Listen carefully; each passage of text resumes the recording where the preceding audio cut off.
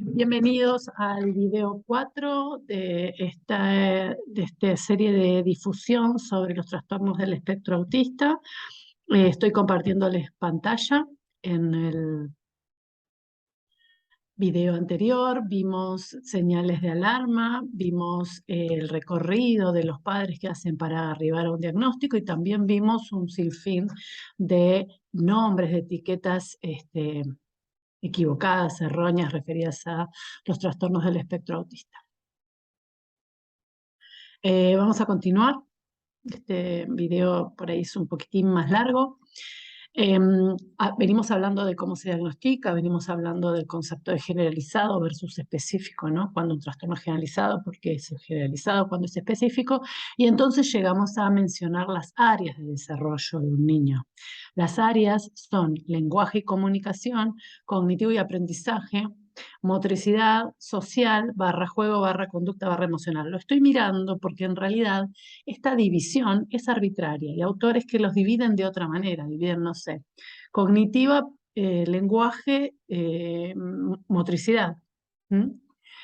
Esta elegí yo, es una división un poco sacada de un libro de Cecilia Sorne, que es una peruana, pero es lo mismo, lo que importa es que estén incluidas todas las que tienen que estar. Pero lo que digo es que a veces, por ejemplo, el juego está en un área separada, no importa, por supuesto también las áreas varían en función de la edad del niño evaluado, pero a grosso modo son el lenguaje y la comunicación, lo cognitivo y lo pedagógico, y acá entran los subtipos, ¿no es cierto? En el lenguaje, por ejemplo, comprensivo, expresivo, fonológico, morfológico, sintáctico, semántico, pragmático. En cognitivo entra atención, entra memoria, entra senso-percepción, entran funciones ejecutivas, inteligencia, etcétera, etcétera, etcétera. En pedagógico entra lectura, escritura, cálculo. En motricidad entra motricidad fina, motricidad gruesa, esquema corporal, visoconstrucción y visoespacialidad. Y en lo social entra juego, conductual, adaptativo, desadaptativo, o sea, dentro de lo adaptativo entra también lo desadaptativo. Y bueno, nuevamente ahí abajo tenemos de recordar si es un trastorno generalizado versus un trastorno del desarrollo a secas, o sea, un específico, y si además ese niño tiene o no discapacidad intelectual o lo que antes se llamaba retraso mental. Estas son las áreas que tenemos que entrenar el ojo, aprender a mirar qué tiene, cómo está nuestro niño, el que entra por la puerta del consultorio, en esas áreas. Cómo está su lenguaje, cómo está su motricidad, cómo está su juego, sus habilidades sociales, cómo están los aspectos cognitivos según su edad, desde una perspectiva evolutiva. Bueno, acá tienen en esta diapo señales de alarma, ¿sí? El desarrollo de un niño del mes a los 18 meses, en cuanto, en este caso, al desarrollo motor, ¿sí? Que es para que sepan que los hitos del desarrollo son en todas las áreas que acabo de mencionar. Hay un momento, eso es el concepto de hito, en el que esa pauta la cumplen todos los niños de una edad determinada. Eso significa hito. Y hay hitos en el lenguaje, hitos en la motricidad, hitos en lo cognitivo, hitos en lo social, en el juego. Hay un listado de hitos del año 2003, de hitos del desarrollo esperados para valorar la presencia de determinadas habilidades normales. Entonces, a los 9 meses, un niño sigue con la mirada al cuidador y exclama uy, mira un objeto, mira auto, ¿sí? Mira tutú. A los 12 meses, el anterior, siempre es así, lo anterior más lo que sigue, el niño intenta obtener un objeto fuera de su alcance, o sea, se estira para lo que llama la atención de alguna forma de su cuidador, señalando, por eso tienen ahí esa imagen, ¿sí? Verbalizando, esto se llama acción protoimperativa, señalo porque sé que el adulto, mi interlocutor va a hacer algo con esto. Yo señalo y muevo el mundo. Los niños logran esto alrededor de los 10 meses, 9 meses, 10 meses de edad. Y es uno de los primeros indicadores que hacen de la intersubjetividad del niño señala a la mente de ese papá. Luego está el balbuceo, las gesticulaciones, como por ejemplo decir así chau con la mano. ¿Sí? Ahí por ahí están dando vueltas los gestos, 16 gestos a los 16 meses. Un artículo muy, muy viola. A los 15, un niño establece contacto visual cuando alguien le habla, extiende los brazos anticipadamente cuando lo van a agarrar a UPA, muestra atención compartida, o sea, mira a los ojos de alguien, mira un objeto y vuelve a mirar a esa persona, como diciendo, vos y yo sabemos de lo que estamos hablando. Responde de forma consistente cuando es llamado por su nombre, uno le dice Juan y él le dice a vuelta, ¿sí? Y de hecho es uno de los motivos de consulta, no responde a su nombre. Responde a órdenes simples, dice papá y mamá consentido y otras palabras simples alrededor de los 16 meses de edad. A los 18 meses señala partes del cuerpo jugando, ¿sí? Los ojitos, la nariz, la boca. Dice algunas palabras con significado, empieza una especie de juego simbólico, tendremos que explicar un poco más, es una especie de imitación simbólica, no juego simbólico, luego de la imitación funcional. Responde cuando le señalan un objeto, señala un objeto, verbaliza y establece contacto visual alternativamente entre el objeto y el cuidador, solo con la intención de dirigir la atención del adulto hacia ese objeto. Y esto se llama acción protodeclarativa. Eh, Trae objetos a los adultos simplemente por el placer de mostrárselos. A los 24 meses, lo anterior más, utiliza frases de 2 palabras, imita tareas domésticas, la mamá pasa el trapo, él pasa el trapo, barre, él barre, muestra interés por otros niños y tiene frases espontáneas que no son ecolélicas, o sea que no es la repetición de algo que escuchó, de 2 o más palabras alrededor de los 24 meses. La Autoridad Sanitaria de Canadá en el 2003 proporciona estos que voy a leer ahora, signos de alarma. Cuando hay retraso o ausencia del lenguaje del habla, cuando no presta atención a las otras personas o a los niños, cuando no responde a expresiones faciales de los otros o a los sentimientos. Todos los niños aprenden tempranamente a consolar cuando alguien llora. La falta de juego simbólico o la ausencia de imaginación, por ende el juego repetitivo o estereotipado, y cuando no muestra interés por los niños de su edad. Estos son signos, señales de alarma. No respeta la reciprocidad en actividades de dar y recibir, el juego de ahora vos, ahora yo, tomá, dame, pasar una pelota. Tener incapacidad de compartir placer, alteración cualitativa en la comunicación no verbal, por ejemplo, no gesticular, no señalar objetos para dirigir la atención de la otra persona, la falta del uso social de la mirada, la falta de iniciativa en el juego, estereotipias o cualquier estereotipia o manierismo de manos y dedos y las reacciones inusuales o la falta de reacción a estímulos sonoros.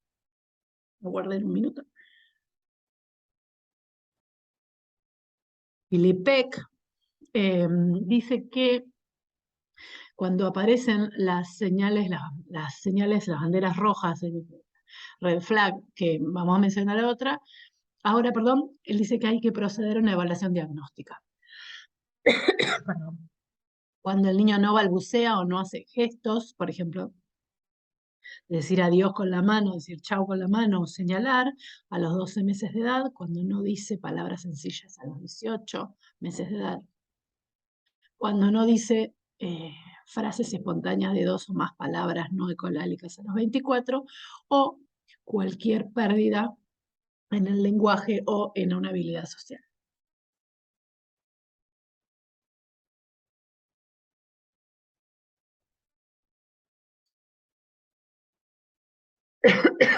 Muy bien. Acá pueden, en esta página que les copio, pueden ver unos videos, son sumamente interesantes, hay que loguearse, sacar un usuario y una contraseña, videos al mismo tiempo de una conducta esperada en niños, hecha por un niño de desarrollo típico y hecha por un niño con autismo, o un indicador de autismo, cómo responde el niño de desarrollo típico y cómo responde el niño con autismo. No se lo pierdan, están todos los indicadores de SM tratados así. Esta es una captura, perdón, de pantalla de esa página que les acabo de decir. Y acá tienen el indicador, ¿sí? El video de un niño de desarrollo típico, en este caso mirando imágenes en un libro, y acá, del otro lado, tienen el niño con autismo. Les puse esta captura para que puedan ubicarse, porque la página tiene como mucha información para que puedan encontrarla fácilmente y profundizar en este tema. ¿Cuáles son las señales de alarma en trastornos del espectro del autismo? Se habla de tríada de alteraciones: lenguaje, comunicación social, lenguaje y comunicación, habilidades sociales y lo conductual. Ahora sabemos que también incluye lo sensorial.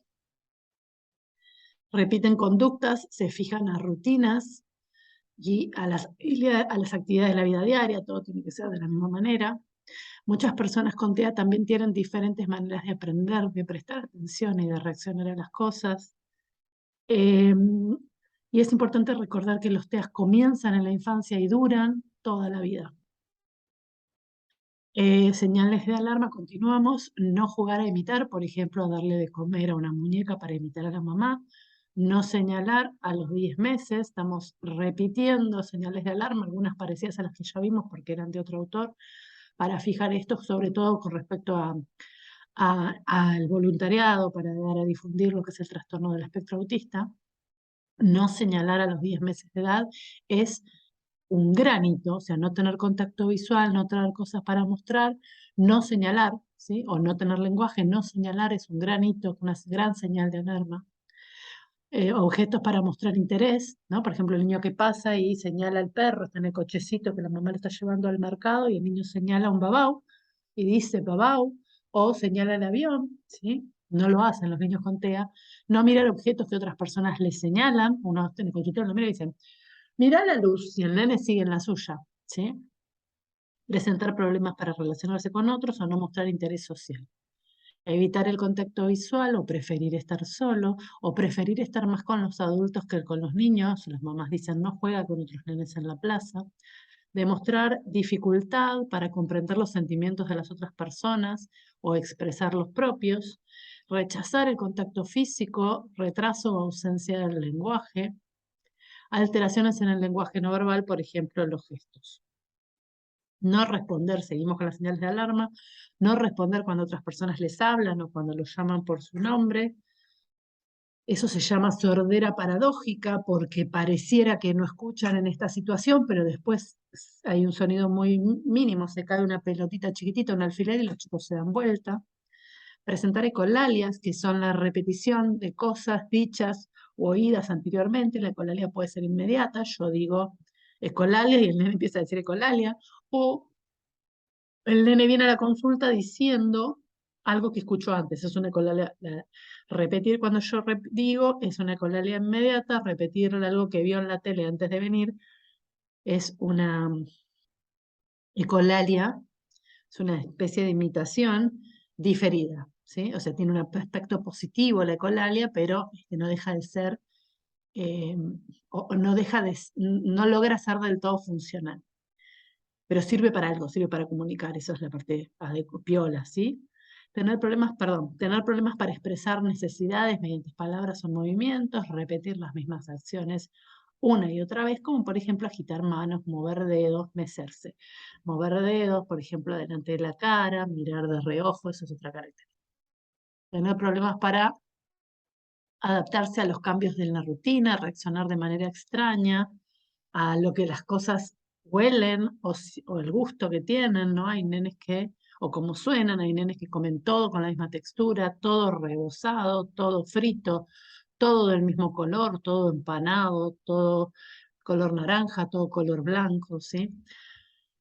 Las conductas de anticipación, mostrar agitación por esto, no mostrar objetos para compartir interés, perder cualquier habilidad adquirida es una señal de alarma siempre. Y tener intereses específicos, como por ejemplo hablar de un mismo tema sin conceder al otro el lugar de la palabra, sin que me deje meter bocado. Para el síndrome de Asperger, recuerden que son los niños que tienen un mejor nivel de lenguaje, un mejor nivel cognitivo y además muchos de ellos son más funcionales. Las señales de alarma son desear estar solo muchas veces porque no saben cómo interactuar. Los niños con Asperger quieren tener amigos, solo que no saben cómo.